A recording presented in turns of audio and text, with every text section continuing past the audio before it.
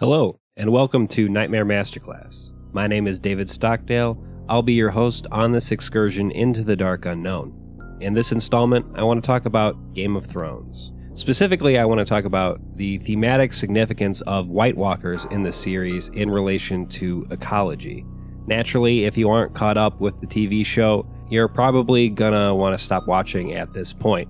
Specifically, if you haven't seen up to Season 8, Episode 2, the 69th episode of the series. Nice. You should know that I will be referencing events that have occurred up until this point, so there's your spoiler warning. Just a bit of context here. White Walkers are supernatural ice creatures. They have the power to turn corpses into undead soldiers called wights.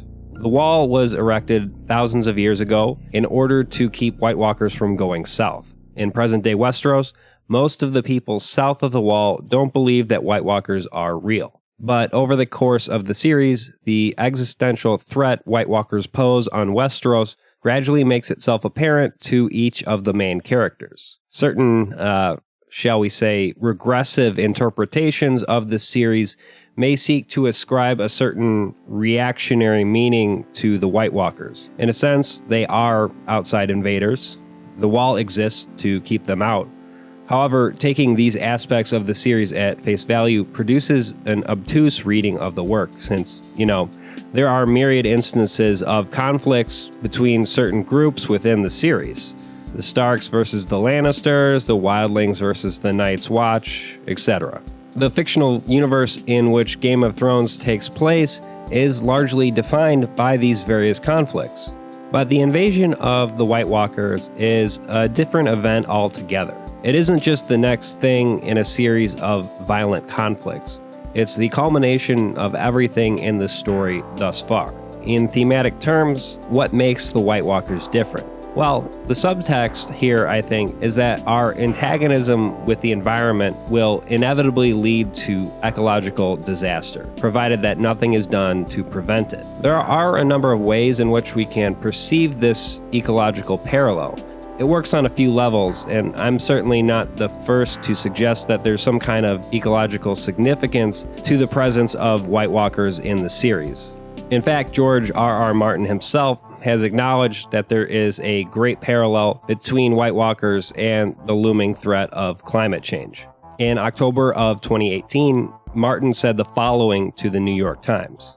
The people in Westeros are fighting their individual battles over power and status and wealth. They're ignoring the threat of winter is coming, which has the potential to destroy all of them and to destroy their world. There is a great parallel there to, I think, what I see this planet doing here, where we're fighting our own battles. We're fighting over issues, important issues, mind you, foreign policy, domestic policy, civil rights, social responsibility, social justice. All of these things are important, but while we're tearing ourselves apart over this and expending so much energy, there exists this threat of climate change, which, to my mind, is conclusively proved by most of the data and 99.9% of the scientific community. And it really has the potential to destroy our world. While I certainly don't think the author is the final word on what a work means in authoritative terms, I do think Martin is basically right about this stark thematic parallel here. Although I would say the manner in which he frames the issue as one that supersedes other issues and thus transcends ideology is perhaps a bit myopic. I don't think there are specific niche political issues preventing climate change from being addressed. This isn't simply a matter of Democrats and Republicans needing to overcome their partisan differences in order to come up with a solution. That's just an incomplete way to frame the problem. The looming threat of climate change is critically interrelated to foreign policy, domestic policy, civil rights, all of the issues Martin raised. I just don't think it's merely a case of partisanship. Politicians digging their heels in based on petty squabbles in Congress is a peripheral issue here, or perhaps a symptom of the underlying problem. The actual root of the problem is more deeply ingrained in the structure of our economic and political systems than we'd perhaps like to think. The degradation of our environment is largely a result of capitalism. i.e., the unrelenting drive for profit. Capitalism demands infinite growth, an impossible task given the finite resources of our planet. Assuming even modest economic growth, a 2% annual increase in our gross domestic product, it will take only 35 years for the size of the US economy to double. Considering the fact that carbon emissions are generally correlated with GDP, this does not bode well for the environment. Yet, if GDP does not grow, it spells catastrophe for our economy. We can either transform our economic system in such a way as to adapt to the situation, or we can face the consequences of climate change. I think most people would prefer the former if the options were made clear to them. But of course, we live in an oligarchic system in which the rich generally benefit from the status quo. So we're at a bit of an impasse here. So too are the dominant political and economic systems in Westeros, essentially connected to the problem of White Walkers. The manner in which humans have generally spread and established themselves in this fictional world is largely through conquest. We can perhaps best understand White Walkers as the horrific result of this violent activity. Primarily, it makes sense to understand White Walkers as a force, rather than a group of individuals with specific interests. Importantly, White Walkers are a product of the First Men's conflict with the Children of the Forest. The First Men were the first humans to call Westeros their home. They invaded Westeros thousands of years ago. Due to humanity's conquest of Westeros, the Children of the Forest were mostly wiped out. In Season 6, it was revealed that the White Walkers were created by the Children during a war with the First Men, but at some point the Children lost control of their creation. Now, the Children have in all likelihood gone extinct, and the White Walkers are marching south after having penetrated the wall.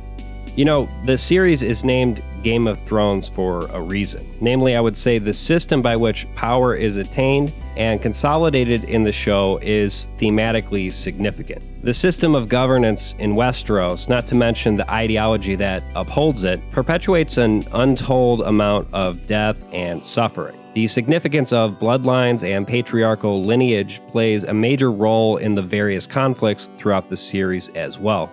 What is presented to the viewer is not merely a struggle for land and resources, but also an ideological struggle for the major families of Westeros.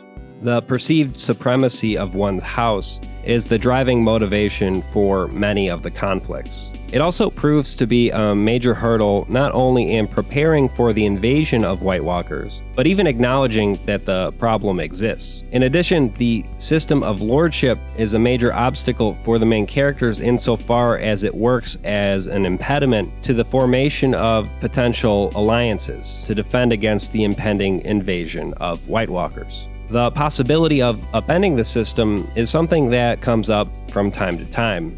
At one point, Daenerys suggests that her goal is to, quote-unquote, break the wheel, which we can possibly infer to mean that she intends to abolish the monarchic system entirely and establish something new. Or at least that's a charitable reading of her declaration.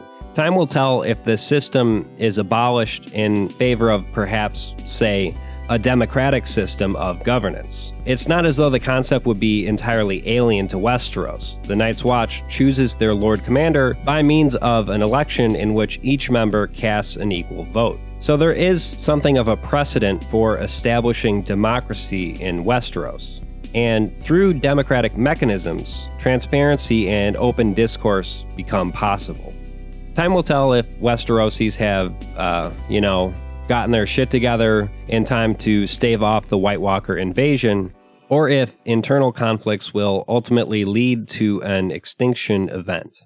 As for us non-fictional humans, well, we have a narrow window to address climate change, and I think proposals like the Green New Deal are a good start. But ultimately, I would say that radical, transformative changes are required in order to even allow for the possibility of an adequate solution to the threat posed by climate change. In other words, we have to deal with the root of the problem, the malignant influence corporations have on our government.